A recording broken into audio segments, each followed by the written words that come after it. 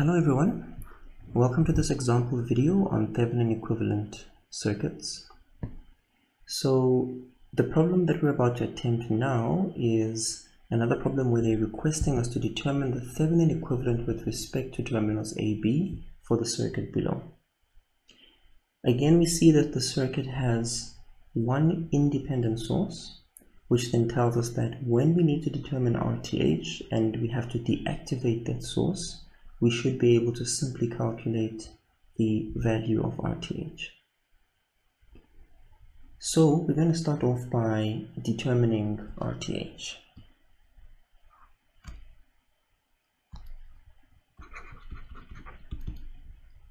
And we know that to determine RTH, we have to deactivate the voltage source by making it a short circuit. So we will have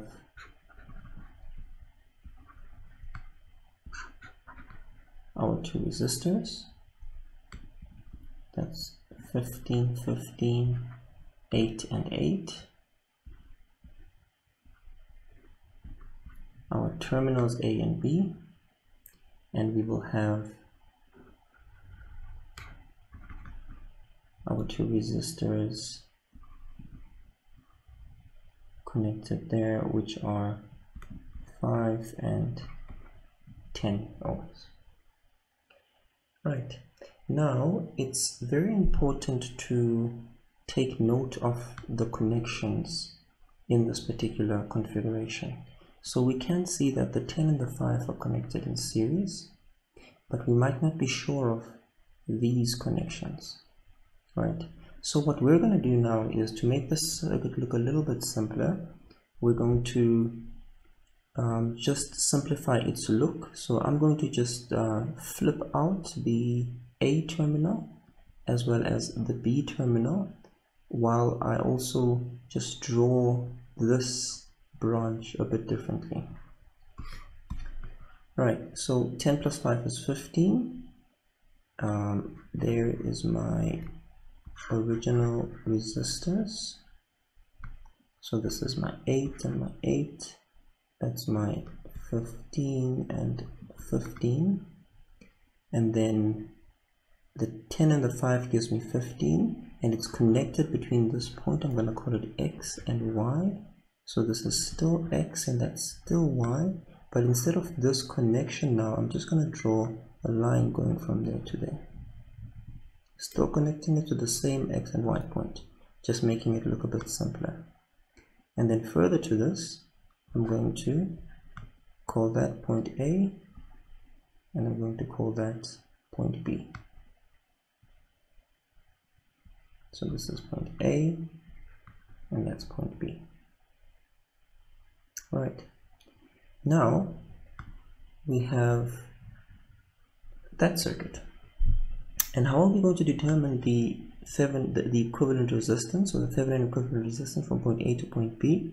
First, we make sure that there are no series connections and no parallel connections before we go to any other type of connection. So is there a series connection between these resistors, and is there a parallel connection between these resistors? So once you take a look at this, you'll be able to pick up that there currently isn't a series or a parallel connection, which then should tell you that your next step is to consider Y delta. And if I were to draw this again in a bit of a more reflective way, it can be redrawn to look something like that.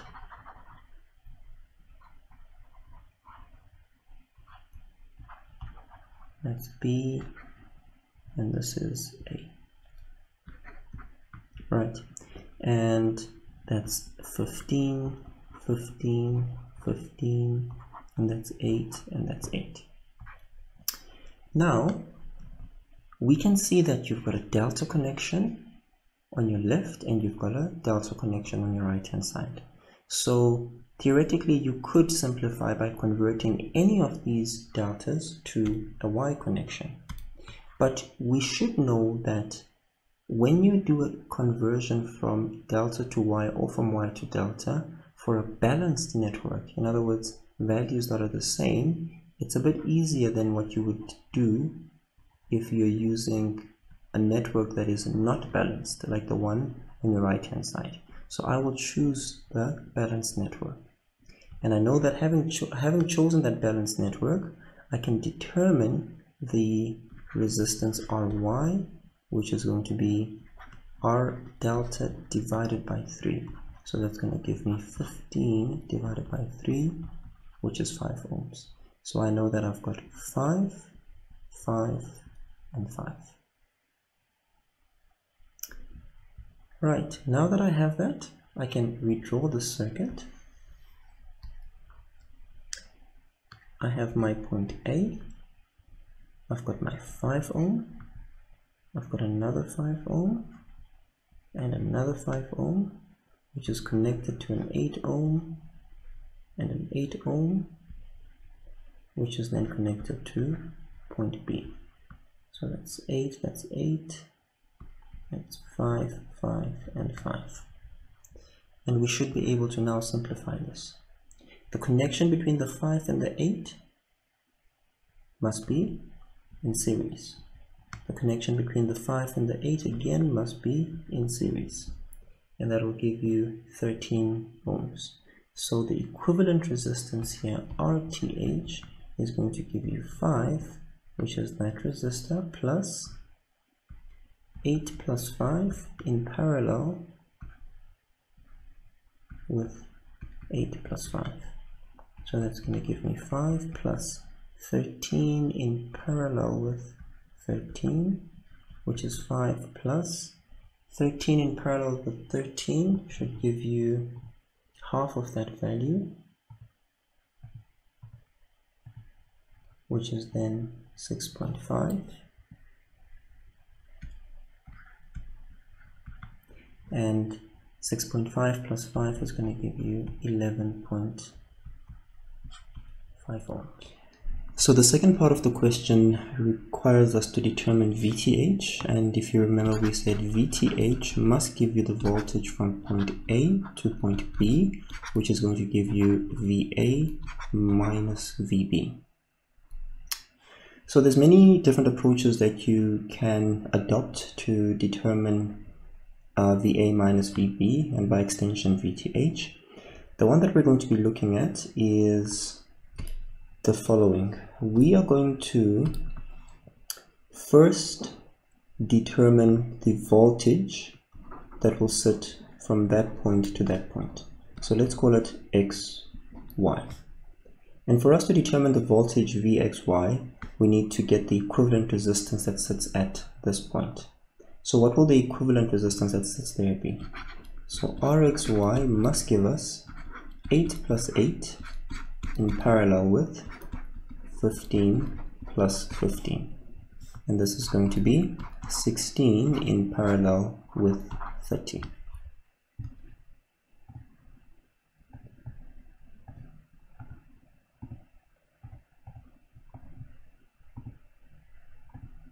And this gives us an answer of 10.43 ohms.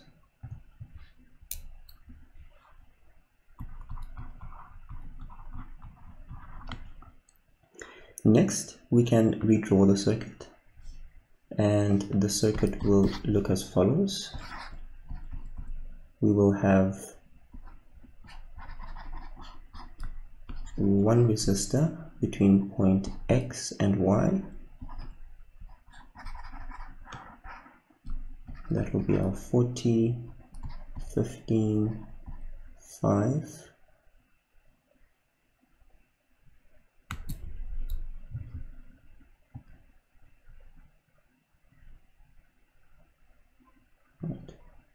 Rather, this is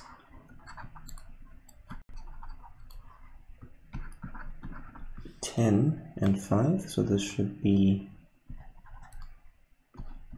10,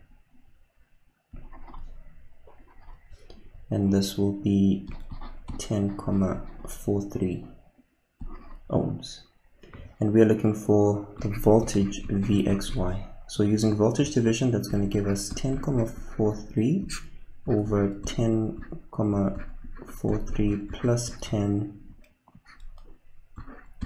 plus 5, all multiplied by 14.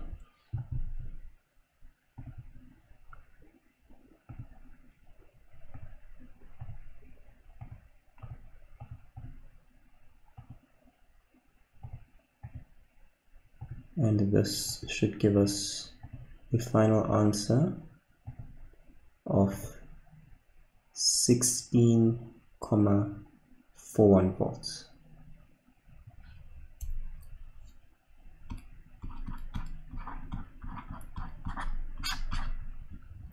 Right, now we know that the voltage that sits at this point is 16,41 volts, right?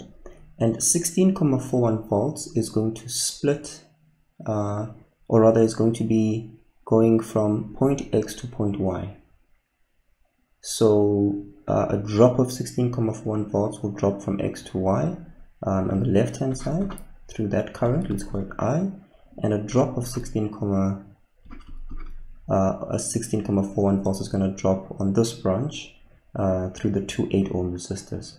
But because we can see that both resistors are equal in magnitude, that would mean that the voltage will actually split. So without having to extensively calculate this, we will know that VA must give us VXY divided by 2, which is going to give you 16,41 divided by 2, which is 8,2 volts.